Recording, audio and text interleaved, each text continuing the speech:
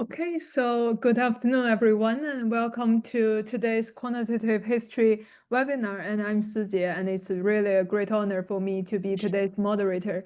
And today we're actually hosting a special session. We are having our first QH doctoral research webinar for this year. So this is a special series that highlights the outstanding works of the PhD candidates in econ history mainly, and we hope that to provide a platform for these outstanding doctoral students to share their cutting-edge projects. And today we are very happy to have Xinhao with us. Mr. Xinhao Li, and Xinhao is a PhD candidate here at the HKU Business School, and today he will present his new research on the imports and industrialization in China from 1876 to 1936. And we are very looking forward to Xinhao's presentation today. And today we are also very honored to have Professor Devon Ma with us as our discussant for today's session. And we are all very familiar with Professor Ma, and he is now a professor of economics at Fudan University. And we believe that his expertise in Chinese economic history and also in comparative industrialization will definitely provide with us very valuable insights to today's topic. Okay, so in terms of the structure for today's webinar, that Xinhao will deliver a 1-hour presentation, and then this will be followed by a 10 to 15-minute discussion by Professor Ma, and then we will open the floor for a 10-minute Q&A session. So for our audience, please feel free to submit your questions in the Q&A box of this, in the Q&A box at any time during the presentation. And in the Q&A session, Xinhao will just address as many as time allows. Okay, so without further ado, please join me in welcoming Xinhao. And Xinhao, the floor is yours. Okay, thank you. Thank you, Professor Hu, for the warm introduction. And let me first share my slides.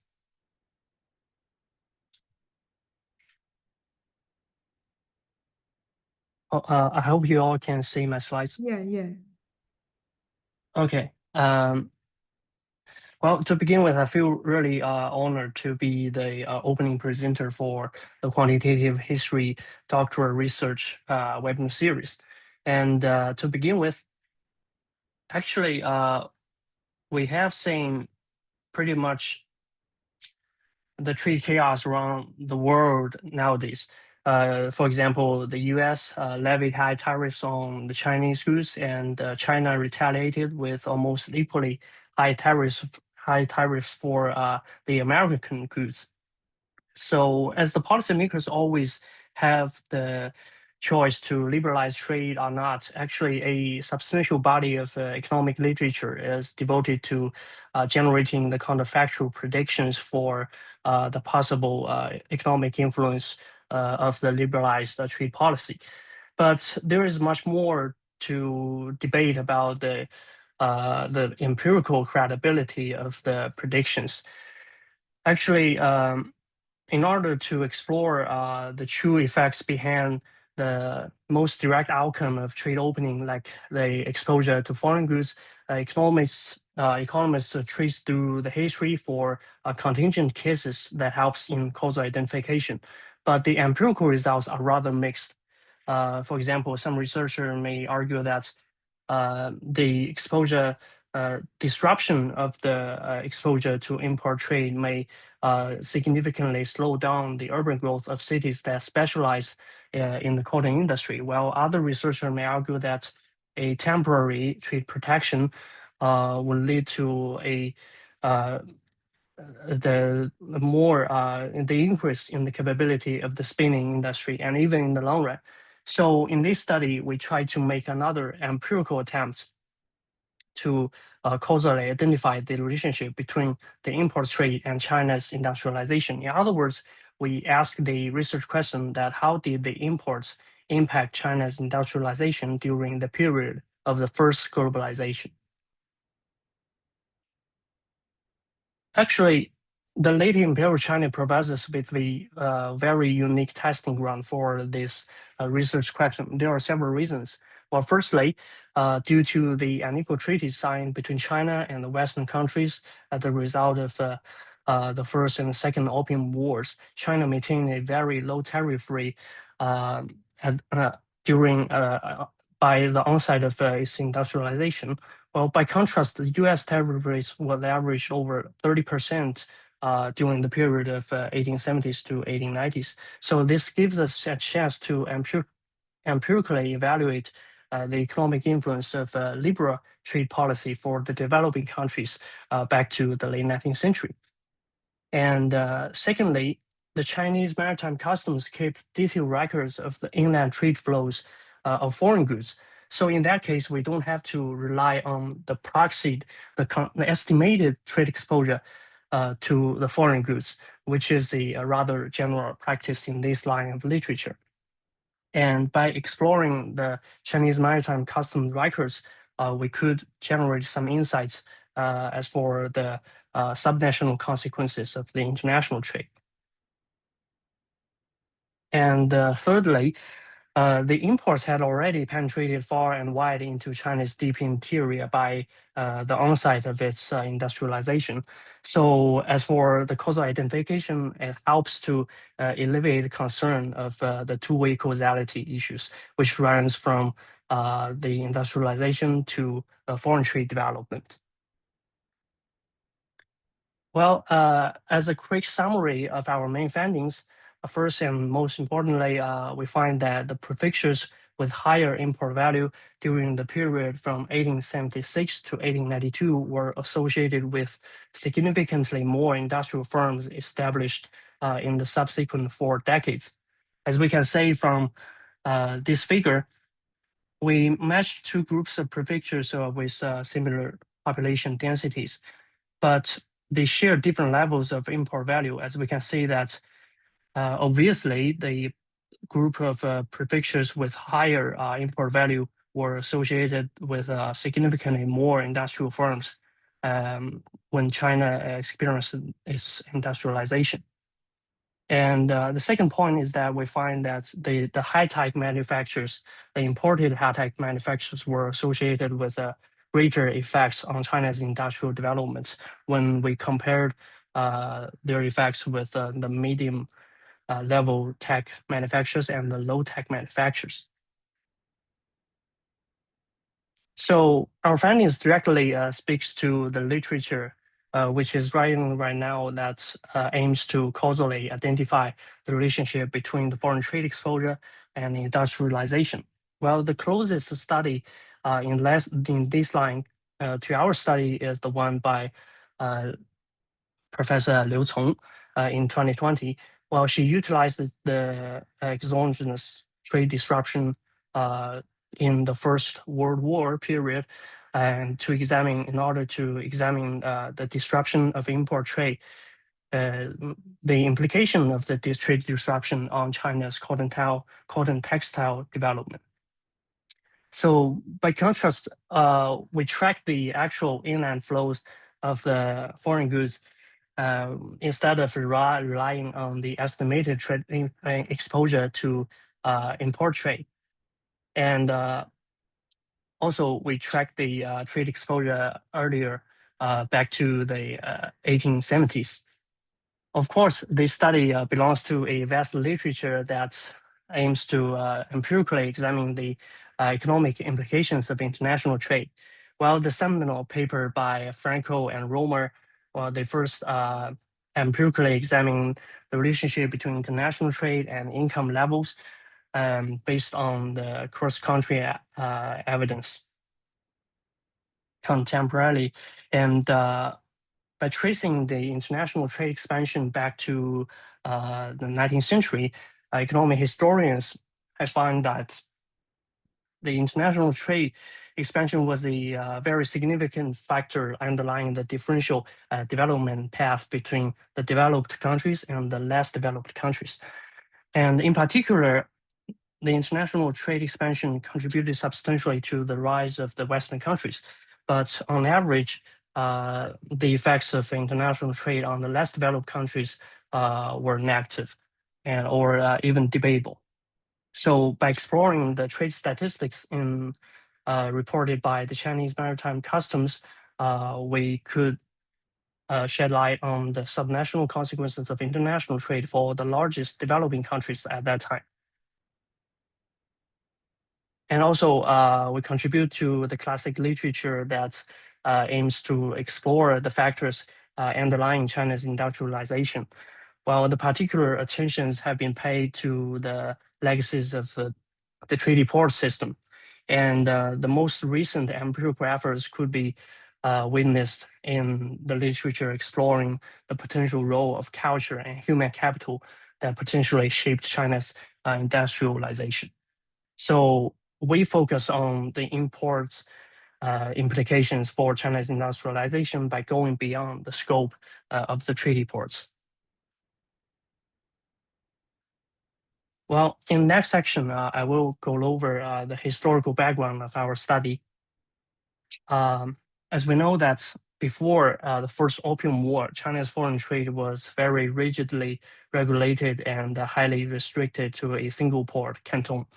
But after 1842, when the Qing government was defeated by the British Army and a series of unequal treaties were signed between China and the Western powers, required by the unequal treaties, China opened several waves of treaty ports along the east coastline as well as the Yangtze River for international trade.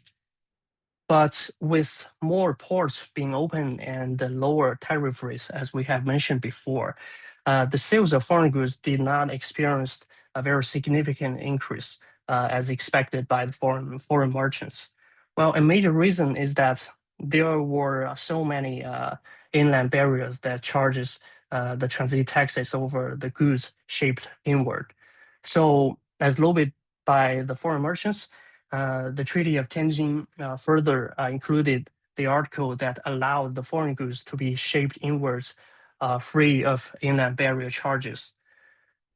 So we copied several words from a commissioner of the customs at Jiujiang. To a very large extent, the development of the import trade was highly dependent on the extension of the transit trade system. So along with the establishment of the transit trade system, the imports increased considerably during the period of the late 19th century. While taking one of the most representative imported goods, the cotton yarn, as an example. Well, according to economic historians' estimate, the imported cotton yarn increased more than 20 times within a period of less than 2 decades. Well, the increased imports directly competed with the domestic manufacturers. Here we copy the words from a leading industrialist and a high-rank Qing official, Li Hongzhang. In his memorial to the Qing emperor, he stated that the foreign goods had to enter the interior, which is, of course, not controlled by him, and they directly competed with the Shanghai Mechanical Weaving Bureau, which is one of the leading state-owned enterprise established in the late Qing period. So in order to help secure the revenue of the state-owned prizes, the Qing government granted a 10-year monopoly status for the bureau. But at the same time, such a monopoly status would definitely prevented other Chinese merchants from setting up similar machine weaving mills within the same industry. Of course, the development of the state-owned enterprises was at the cost of sacrificing the development in the private sector. But after 1895, when Qing government signed the Treaty of Shimonoseki with Japan, the Qing government finally relaxed the restrictions on the development of industrial enterprises in the private sector. Well, the imports effect is not always negative. As we can see that China's industrialization was motivated by its very urgent military need. So its industrialization also starts from the military field. Actually, the foreign imported arms provided very important the reference designs for the Chinese modern defense industry. For example, China began to purchase the Krupp guns in the 1870s, and within less than 3 decades, as witnessed by a British Admiral Charles Beresford. During his travel in Nanjing, he found that the Jilin arsenal was producing some 5-pounder guns, which imitated the Krupp style. Well, the import substitution, such a phenomenon, is not limited to the military field, as we can see that the imported machinery for commercial use is also substituted by domestic firms at that time.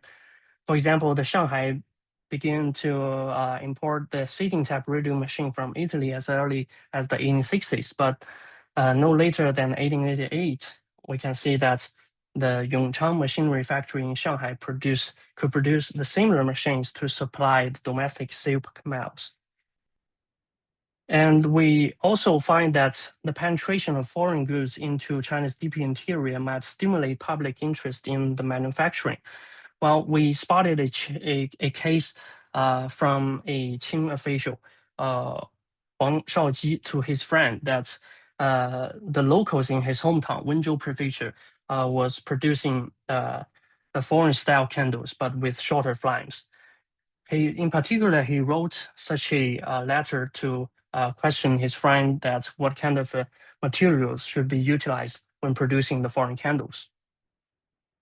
And also, the imported inputs provided very significant supplies to the development of the domestic industrialization.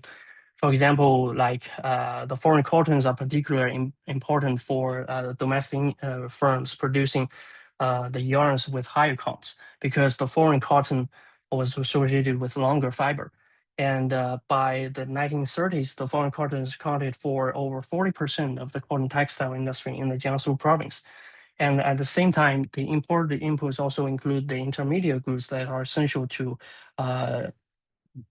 China's domestic industrialization. For example, the domestic dyeing and weaving industry rely heavily on the imported dye stuff, sulfuric, and so on. And the domestic can making firms also rely on the imported tin plates for production. And we have also find that the imported mastics and sulfur also essential to the production process of the domestic mesh factories. So given the mixed historical and anecdotal evidence, we think that we need more empirical evidence with quantitative methods in order to help identify the relationship between the imports and China's industrialization. So in next section, I will introduce our data collection for the following empirical analysis. Well, we collect the transit tree statistics from 2 major series of publications. The first one is the Chinese Maritime Customs Historical Materials, which is published in 2001 with more than 100 volumes. And the second one is the unpublished Chinese Maritime Customs Materials that is held by the Harvard University. But actually, the second series contains even more volumes, but actually what we utilize are the treaty reports that's published by each customs port. So, but unfortunately, the HKU library doesn't have the second holdings. But at the same time, we are lucky enough to find that the treaty reports we needed from the macrofilm holdings by the HKU library. And here is the pictures of the physical copies as well as the macrofilm holdings. So to give us a intuitive overview of the data structure, basically this page is a sample page from the trade report of Shanghai Custom. And it displays the destinations of the foreign goods shipped inward, as well as the good description and the corresponding values of the foreign goods. Straightforwardly, it can be mapped onto the map on the right-hand side, which includes the 18 core provinces of the China proper. And we collected the information on destinations and values of foreign goods for each customs port. So in order to measure the import value for each prefecture, we use the import value averaged across these 5 specific years. This figure shows the data coverage of the transit trade statistics between the years 1876 and 1898. Well, the trade statistics before 1876 are dropped because the currency units were not yet unified across different customs ports. And after 1898, all the customs ports report their destinations at the province level, which would not generate sufficient geographical variations for us to exploit. So in order to maximize the data coverage, as well as the geographical variations that are generally required for empirical analysis, we restrict our use of the transitory statistics within these 5 specific years. As we can see that the trade statistics within these 5 years satisfy 2 important criteria. First, in the upper panel, we can see that across these 5 years, the share of customs that report the destinations at prefecture level exceeds 80%. And from the the bottom panel, we can see that the trade values that are reported at the prefecture level also exceed 80% for their shares in the total annual transit trade values. But even within these 5 specific years, there are also some custom ports like Tianjin, where the transitory system was not yet established, in which case the prefectures that are supplied by these custom ports would suffer from a underestimation of their imports value, because the value of the foreign goods shipped inward would be untracked by the Chinese Maritime Customs ports. So in order to address this concern, we exclude the prefectures that are identified located within the hinterland of the customs ports where the transitory system was not yet established during the period of analysis. Specifically, the identification of the excluded region is based on a comprehensive study by Wu Songdi, Dan Yangang, and Lin Manhong, who devoted their study in identifying the hinterland of different customs ports across China. So here is an overview of the geographical distribution of the import value in the sample region. As we can see that the imports had already penetrated far and wide into the deep interior of China at that time. Well, we sourced the data on industrial firms from the publications by Professor Du Xuncheng, specifically from these 2 books. And we focus on the industrialization after 1895, when the Qing government finally relaxed their restrictions on the establishment of enterprises in the private sector. Well, to motivate the following empirical analysis, we plot a bin scatter plot between the imports value per capita and the number of industrial firms established in the subsequent 4 decades in this figure. As we can see that it displays a very strong and positive relationship between the import value and the number of industrial firms. And in this section, I will introduce our main empirical findings. And for the empirical setup, we employ a very simple OLS model where the outcome variable is the log number of industrial firms per capita, and the key explanatory variable is the log value of imports per capita. And in order to control for the potential confounders, and we include several sites of control variables. The first side are geographical factors, which include the terrain ruggedness index and the distances to the rivers, coastline, courier routes, and political centers. Well, these variables could proxy for the transportation conditions and the access of inland prefectures to the global and the domestic markets. And the second set of controls include the socio-economic indicators, which include the distance to customs ports, population density, as well as the number of industrial firms established by the year 1895. Well, population density was generally used to proxy for historical economic prosperity, and the distance to customs ports essentially determines the accessibility of inland prefectures to the global market, because the customs ports would serve as the windows connecting the interior of China and the global market. And also the industrial firms left significant legacies for the following industrial development. And lastly, we control for several indicators that could proxy for the conditions of communication infrastructure by 1895. So the baseline results is reported in this table, as we can see from the first column, without controlling for any control variables.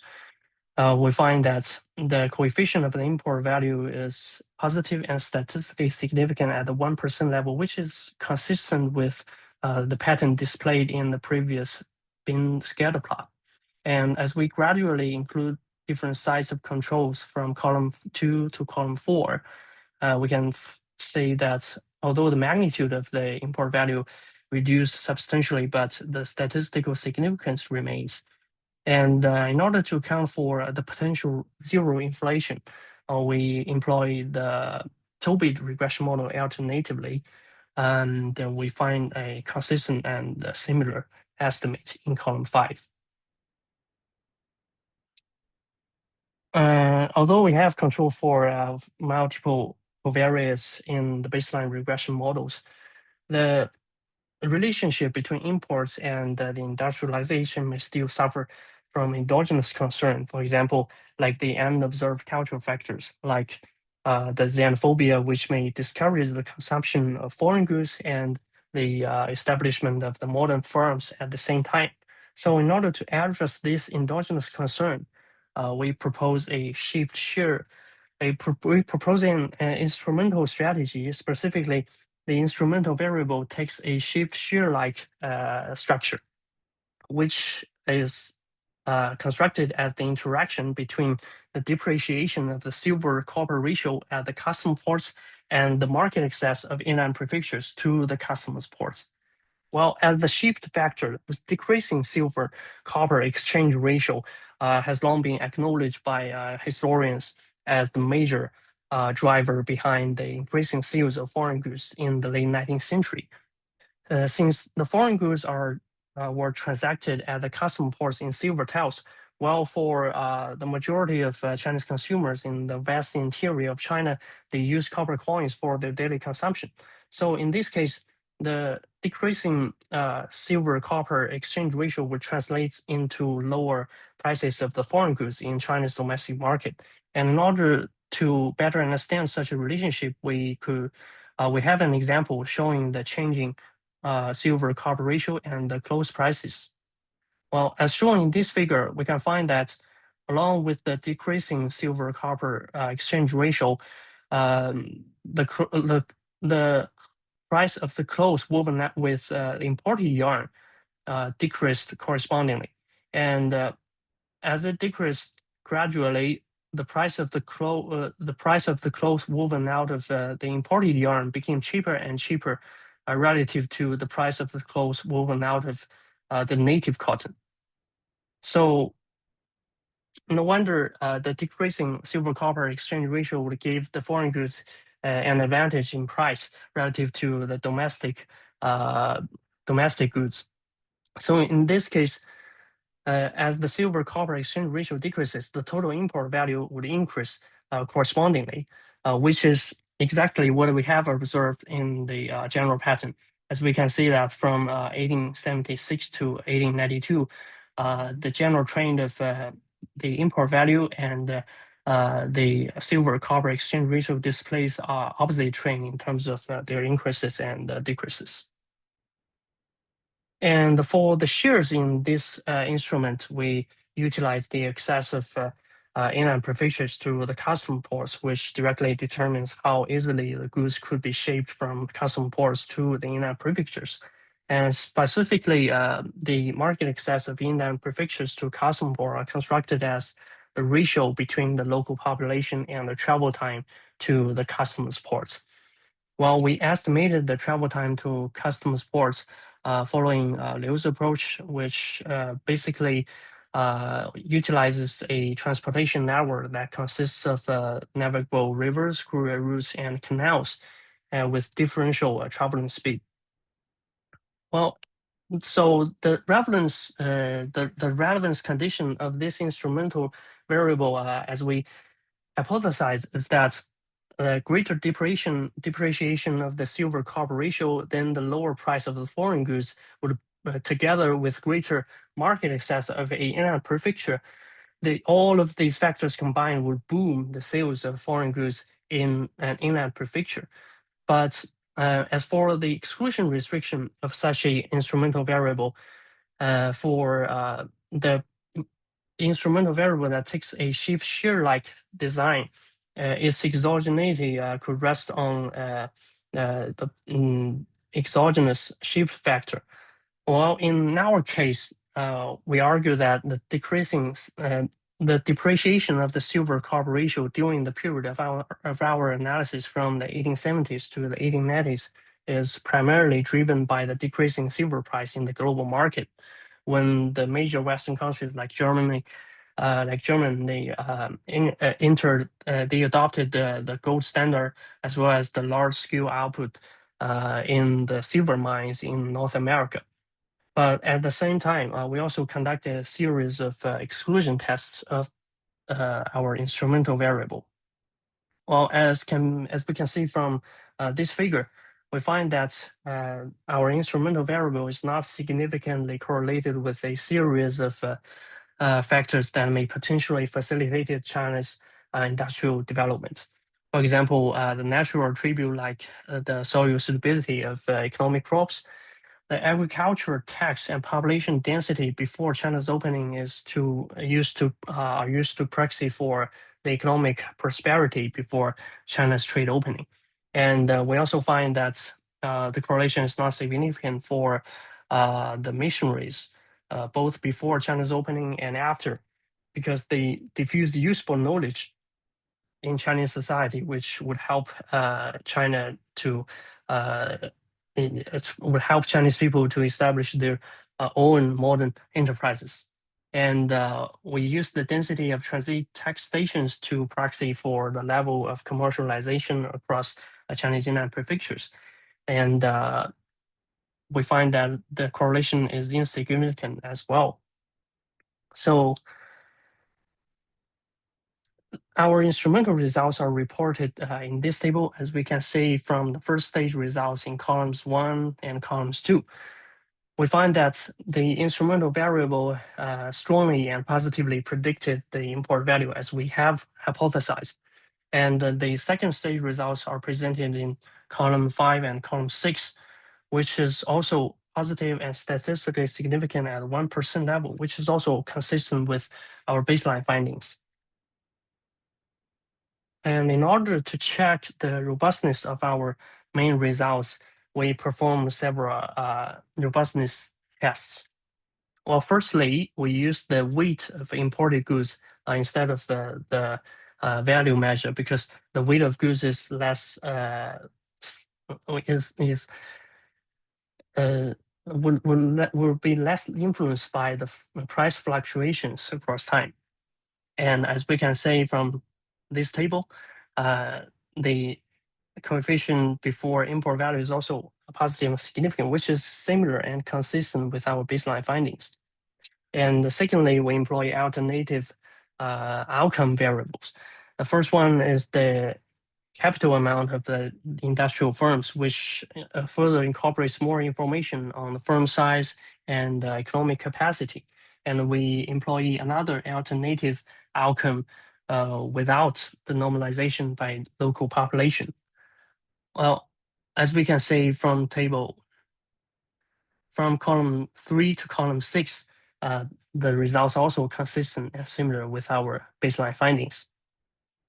And finally, we further control for province fixed effects to account for the unobserved but constant differences between the prefectures in different provinces. And as we can see from column 7 and column 8 in this table, both the OLS results and the instrumental results remain similar and consistent with our baseline findings.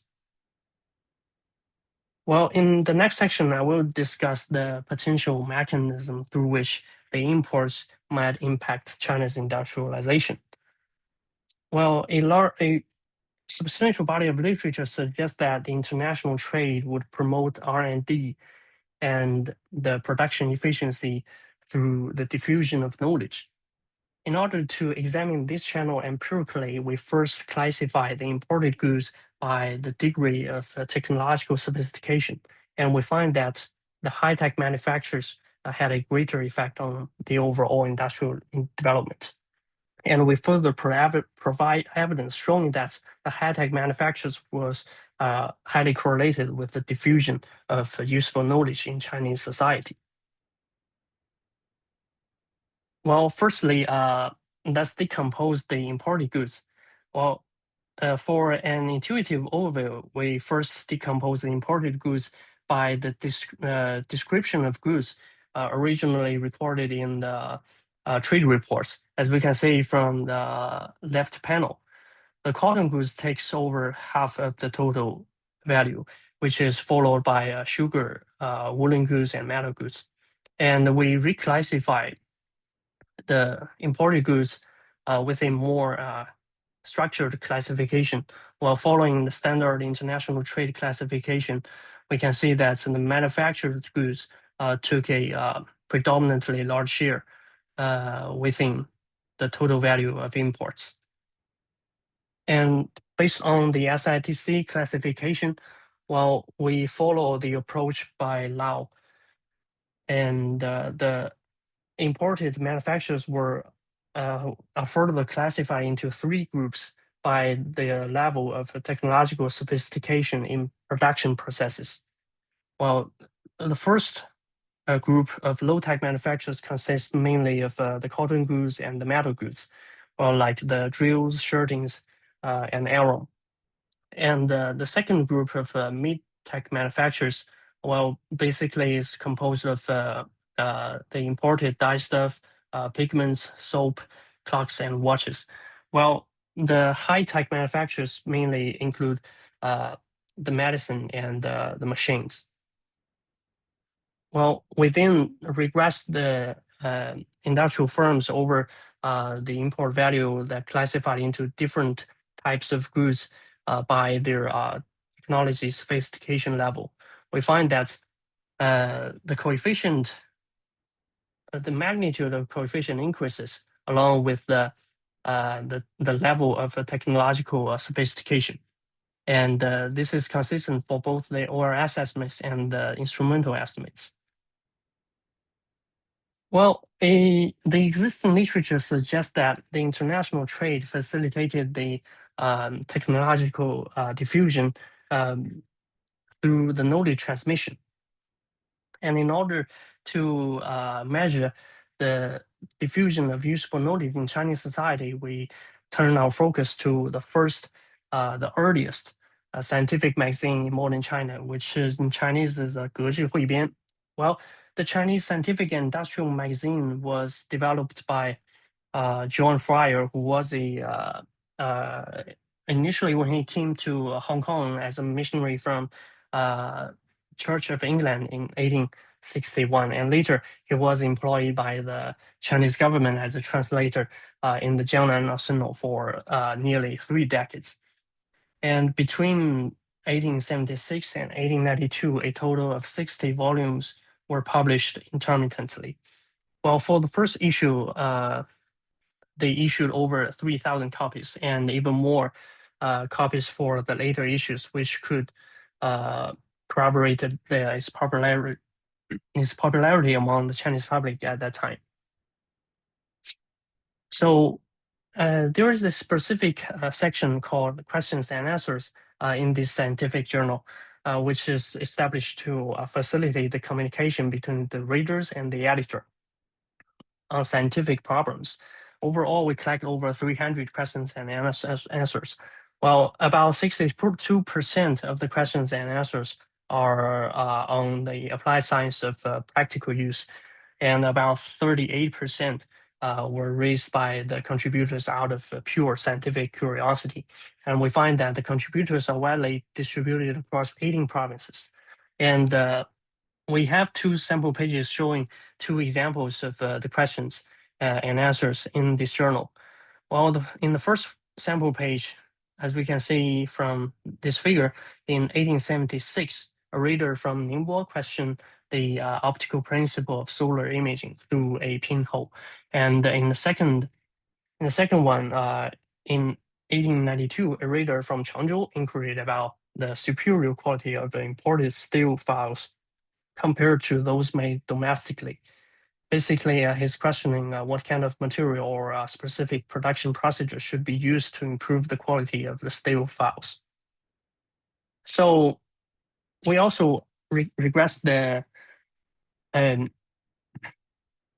questions and answers, the distribution of question and answers on different types of manufactured goods. And interestingly, we find that, of course, the magnitude of the coefficient also increases along with the level of the technological sophistication. And we find that, in particular, the high-tech manufacturers were associated with the large statistically significant coefficient.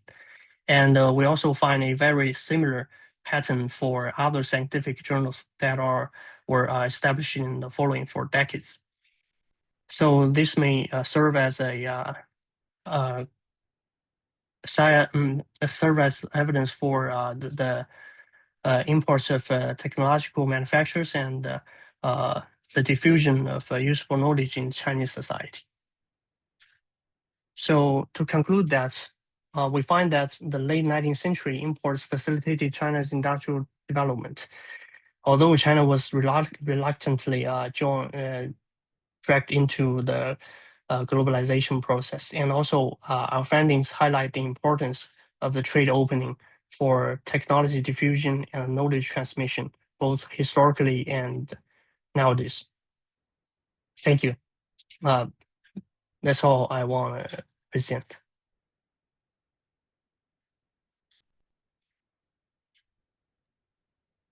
Thank you. Okay, thank you very much, Xinhao, for the.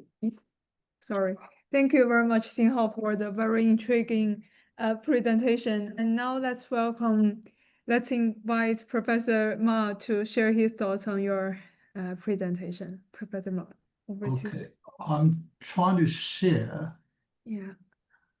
Send request. Okay. Okay, I got it. Okay, can you see my screen now? Yeah. Yes. Okay. I will try to share the full screen. Oh, okay.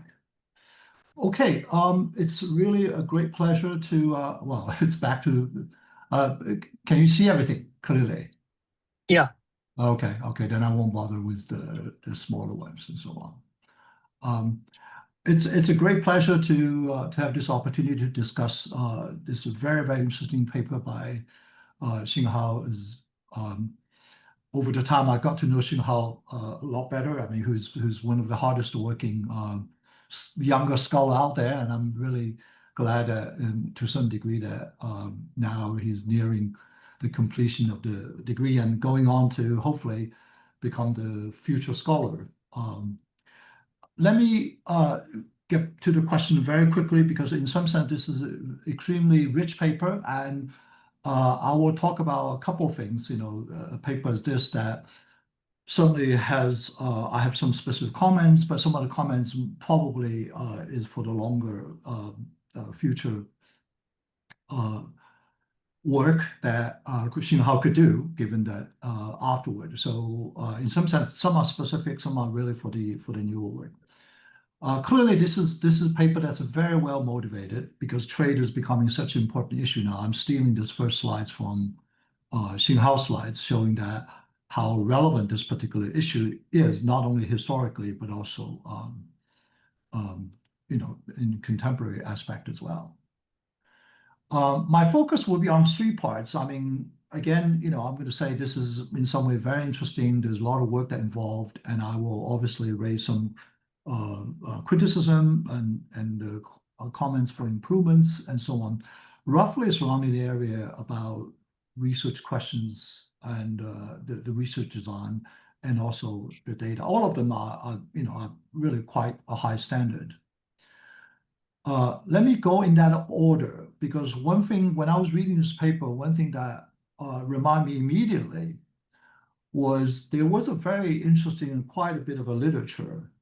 Let me cite this paper in 1971, published in the JPE. And that was a paper that at that time was considered very significant on the case of Japan, because mid-19th century, that all of East Asia were suddenly opened up. So for trade economists, they are particularly interesting. You have a standard trade theory talking about autarky and trade and so on.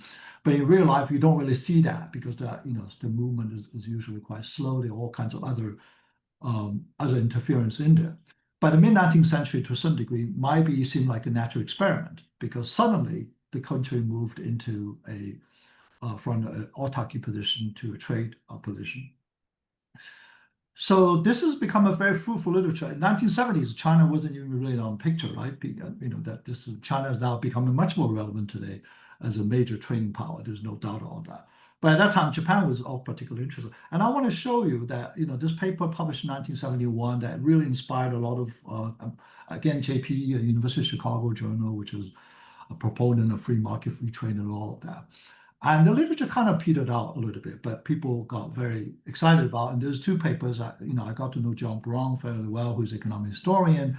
I looked in 2005, 2006 to revive this topic, which is much more sophisticated techniques. Again, this is the kind of topic that probably goes into top journals because the natural experiment thing historically is extremely interesting. One is published AER, one is in JP. It's gotten a little bit quiet, and the data they managed to mobilize is quite clear because in some sense it's really nice to stylize because trade was increasing rapidly after Japan was forced to open. 1868 with the Meiji, that the trade rise was continuous, right? Then you have relative price change because once the trade opened up, the ones that were going for export, the prices which went up. The import prices, which were competing against the domestic prices, were driven down. So you can see that these are the stylized picture you can do very nicely in that. Now, I want to place that Xinhao's work probably in that particular literature because this is quite interesting. We're switching to China to some degree has a lot of similarity. So I want to first show you, and some of the data is exactly the one that Xinhao was using as well. This is coming from the chapter that I have done for the Cambridge Economic History of China.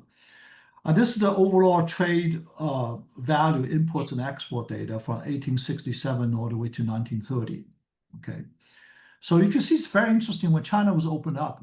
I mean, the scale was different. You don't see the kind of immediate surge that you see in Japan. In fact, the surge really came after whatever, the 1890s.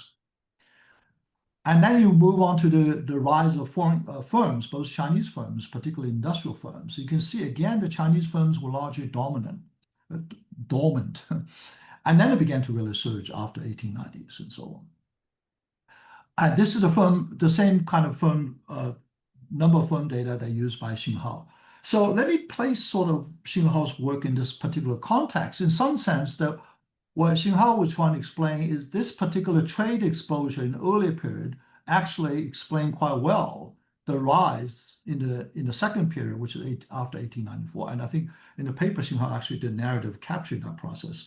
We all know what happened that really allowed this big surge in both firms and trade expansion is the Sino-Japanese War and the late Qing constitutional reform. Without institutional change, things would be quite different. So the point I want to emphasize that's really quite important. Part of the reason China didn't go right away was precisely the institution reform lag, where in Japan that started very, very early on, right? So I'm pointing an arrow. This is to some degree precisely what Xinhao was testing. It's been in the background of the paper that, so after the institution change, what Xinhao trying to show is that the earlier exposure to import is also relevant for understanding the later surge. Okay. So let me go. So this is the empirical setup. I'm not going into the details. Hopefully people in the audience will have a chance to raise some of the questions. I will talk about empirical strategy. Again, I said this is a quite innovative research design. I will say a little bit about the IV that was used. This is, the number of firms with the imports and so on. And one immediate question, which I would make sure I do remember that. It's a bit, I was just thinking, well, I didn't strike me right away. Why not also include export data, right? Only import. As you know, some of the exports also stimulated technology diffusion. I mean, the area that I know is silk, right? Silk was for export, but it was precisely the importing machinery to produce silk. And cotton is a more striking example. In the beginning, cotton yarn wasn't so much for export, but the technology was coming from abroad. That's the main thing, the technology comes from abroad. And then China began to find this technology, eventually even exported cotton yarn. So that, think about maybe one possibility is also overall trade exposure, and maybe there's some way to separate them out. Okay. Let me comment a little bit on this because this is quite intriguing and interesting, but I think there's a lot of work that should, certainly more narrative should be given. I think this is the first time shear IV was used for Chinese economic history, so it's quite innovative in that. It was probably widely used in the thing I want to say a little bit now, it's a bit tricky because silver and copper ratio was used, and I think that's true. Silver, it was a time of cheap silver, and copper was used domestically, but both silver and copper was used domestically in China. So that's a little bit tricky making the case. And if you're importing from gold standard countries, that your imports actually were becoming more expensive rather than cheaper, right? And also vice versa, that copper was more expensive domestically. So there, I think that's where Xinhao's paper is trying to capture.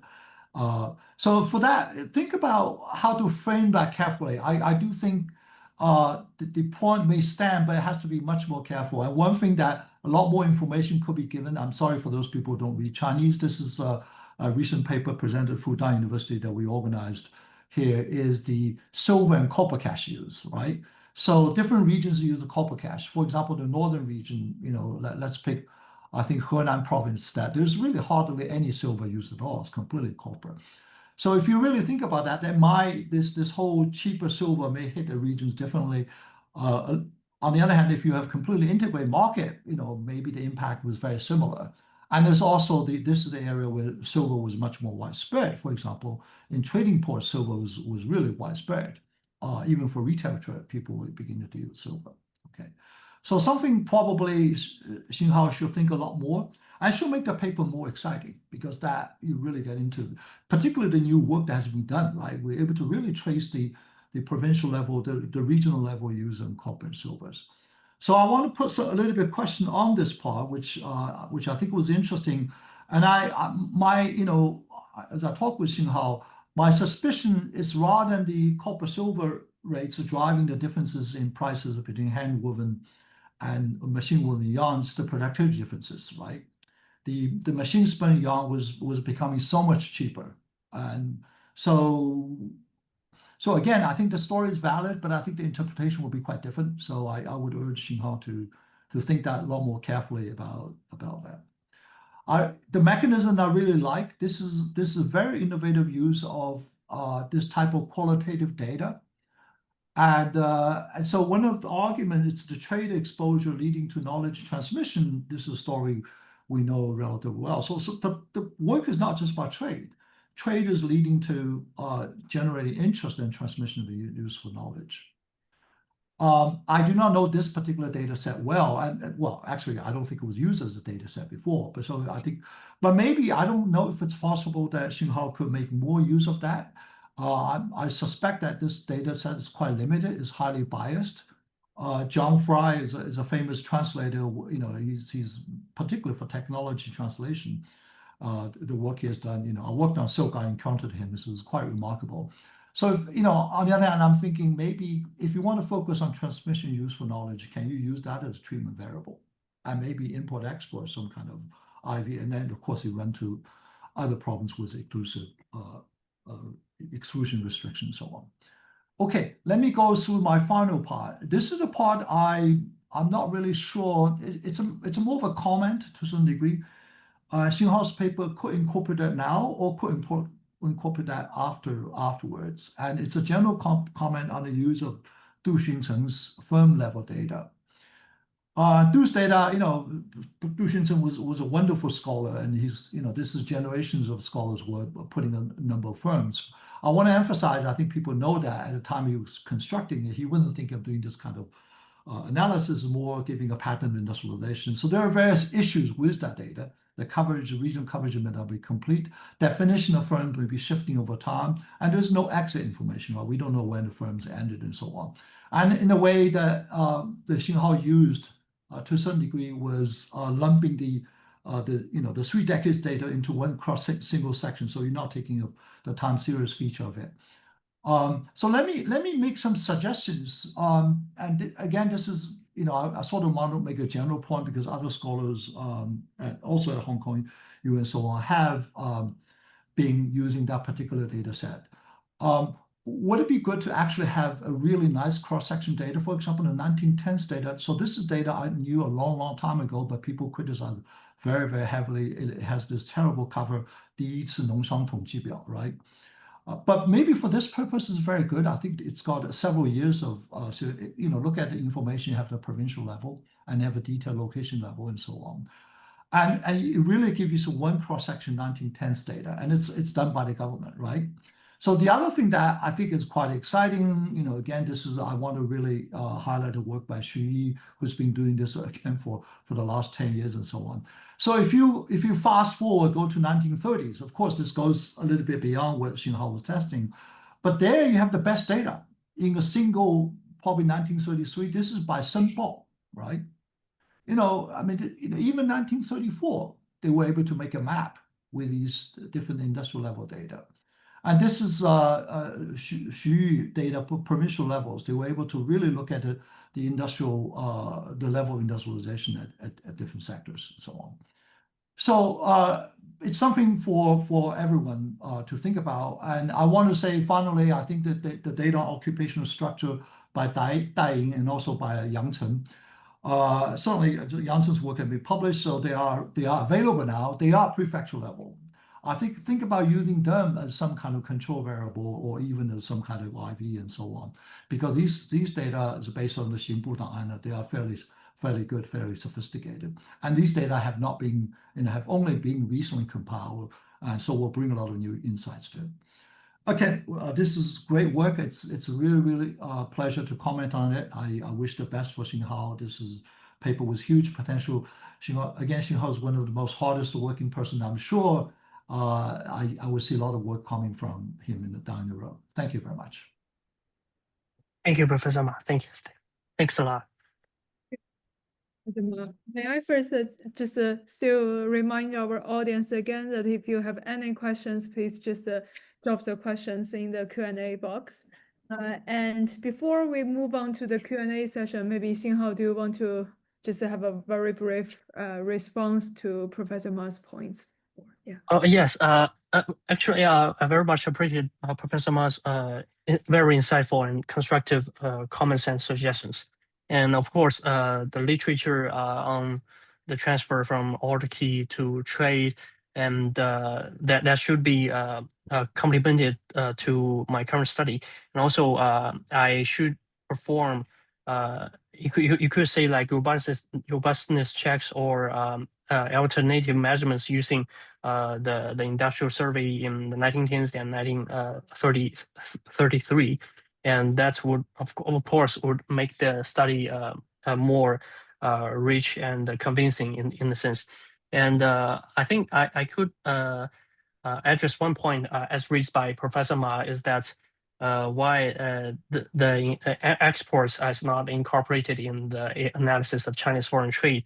Well, there are several reasons, and first and foremost, the export data is not that systematically tracked by the Chinese Maritime Customs Force, and mainly because of the resistance from the local governments, because the tariffs were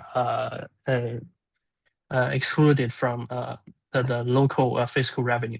And also, as we can find from the existing records on exports, China's export at that time, late 19th century, is very sporadic and discrete, and mainly consists of agricultural goods. So I think that's the major reason why I did not incorporate it into the imports data. And yeah, thanks again for Professor Ma.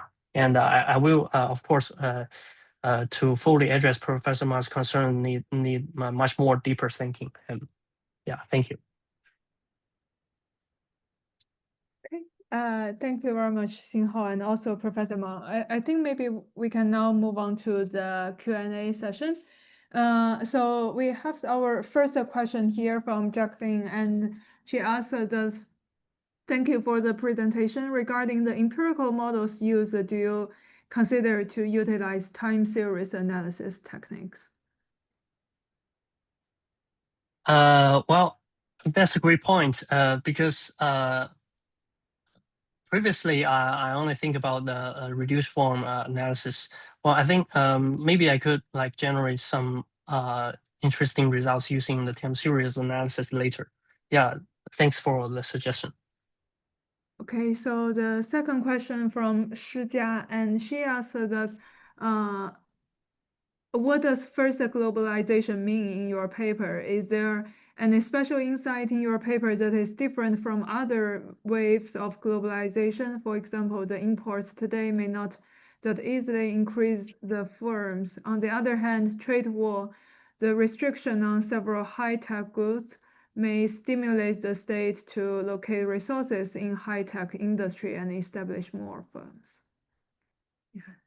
Well, thank you for the question. The first globalization, well, in this context, I mainly refers to the period from the late 19th century to the early 20th century. And of course, for a more detailed and accurate definition on the first globalization, I think we could check the paper by Jeffrey Williams and Kevin O'Rourke, these two important professors. And I don't know that much about other waves of globalization, which may require further reading and thinking. And for the imports today, I think in order to analyze the relationship between the imports today and the growth of enterprises today, we need much more structured and rich data. So I cannot make that much comments with respect to this question. Yeah, thank you for the question. Okay, so then the third question from Catherine, and she asked two questions actually. First, you mentioned the impact of imported cotton during the same period. What happened to the production of domestic textiles or silk industries? And Professor Ma just mentioned silk, so Q1 may be a duplicate. And question 2 is that you classified medicine and pharmaceuticals under high-tech. What medical problems were they treating? How were medicines dispersed? And is it possible to measure impacts on quality of life or lifespan? Well, thank you for the question. Well, I think in order to really examine the use of the medicine or pharmaceuticals in the historical context, we need much more information on the medicine as included in the treaty reports. But currently, we only have a very rough description of the goods, which might limit our further analysis. Or in order to answer this question, I think I need to check more corroborating evidence from other sources. And how were medicines dispersed? Well, yeah, that needs further empirical analysis in terms of its distribution, geographical distribution. Yeah. And is it possible to measure impacts on quality of life or lifespan? But as far as I know, that there is a lack of systematic data on the say quality of life or lifespan in the historical context of late Imperial China. So yeah, that's a really tough question to answer. Yeah, but thank you anyway. Maybe we can have just in the near Maybe future. this is something Sijie can talk more about it. There's some information on heights on, and yeah, so. Yeah, hopefully that we can have that in the near future, with the genealogies data, and maybe we can construct that lifespan index or indicator for at least the 18 provinces in the China proper, maybe. Yeah, so the next question from Professor Mitch, an impressive project. I want to raise three issues. The first, following earlier question, when was the first globalization? Was there any earlier globalizations impacting China prior to the 19th century? And second, I'm wondering about the role of exposure to Western-style education among Chinese elites or on adoption of Western technology? And third, what about pursuing a labor-intensive industrialization strategy? Isn't that what Japan initially did? Well, these are three very interesting questions. And for the first one, well, if we just check the interaction between China and the Western countries, I think if we could call that globalization, I mean, at least partial globalization, we could trace the interaction between China and the Western countries back to the late Ming period, like in the late 16th century, because at that time the Catholic missionaries expanded into China's shore. And in terms of the role of exposure to foreign Western style education among Chinese elites on the adoption of Western technology, I mean, certainly, I do think that that's effects is highly likely, but I haven't did like thorough empirical examination of this channel. But a very interesting anecdotal evidence is that there is a literate Chinese literati who writes in his letters that when he was young, he really hated the socks that woven out of native yarn. He preferred the socks that woven out of the importing yarn. And of course, I think the Western learnings would greatly affected Chinese elites about their reception and the preference for the adoption of Western technology in both their daily life and the manufacturing or production processes. And the third question is about what about pursuing a labor-intensive industrialization strategy? Well, yeah, I think that could be possible. Yeah, I think that needs much more deeper thinking and more thorough empirical examination. Yeah, it's I cannot like fully address this question at the current stage. Yeah, thank you. Sijie, could I comment quickly on the, Yeah, on of the course. globalization? Because I think that's quite relevant for something. So one thing that's quite different from the globalization is I'm not saying, you know, I comment a little bit on, for the case of East Asia, the mid-19th century was quite a critical period, because I think that's the point you could probably emphasize quite a bit, right? So it's not a completely natural experiment. And really, before mid-19th century, both China, Japan, Korea was not that part of the globalization. After that, you know, it became integrated. That was a story. It was somewhat different from the standard globalization story by Kevin Rock or Jeff Willington and so on. I mean, it's not contradicting. It's just that was a one particular feature of East Asia. Thank you, Professor Ma. And our next question is from Professor Yuan, and Thanks for your great presentation. I have a question. As for the influence of the importing to Chinese industrial firms, should we take the foreign firms in China at the time and their influence into consideration? Yeah, I think Professor Yuan raised a very great point. Actually, I try to control for the foreign firms established by the year 1915, and the results are rather similar.